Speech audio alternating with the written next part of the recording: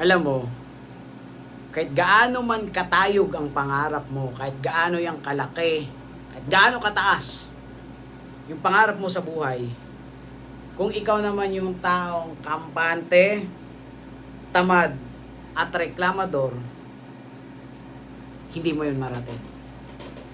Yes. Ang daming taong mataas ang pangarap. Pag tinanong mo, yes, may pangarap. Ano ang pangarap? Sinasabi kung anong pangarap. Gusto makaahon sa kahirapan ang pamilya. May pangarap sa magulang. Gustong makatulong. Gustong magkasasakyan. Gustong magkabahay. Gustong makapag-travel.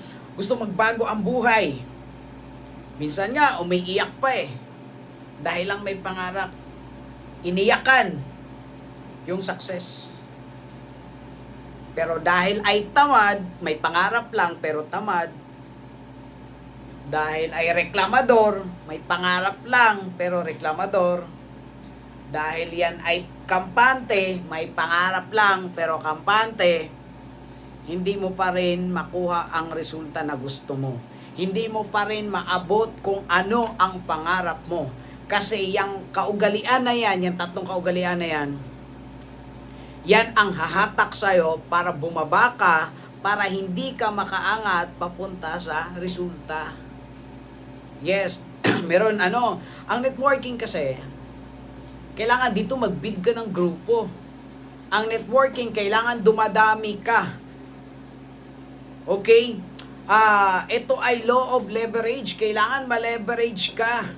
Kailangan dumadami yung sarili mo sa pamamagitan ng ibang tao. Dumadami yung oras mo sa pamamagitan ng ibang tao. Ngayon, kung kampante ka, ay may mga downline naman ako. Hihintayin ko na lang yung production na ibibigay nila. So, nagiging kampante ka. What if yung downline mo bigla din nagka-problema, bigla din tinamad, gagaya mo? Anong production meron ka? Real talk lang tayo. Maraming ganon. Gusto magka-resulta, kampante. Ang production inaasa na sa leader, sa downlines. Hindi na nagiging hands-on. So, paano mo makuha yung mga pangarap mo yan? Okay?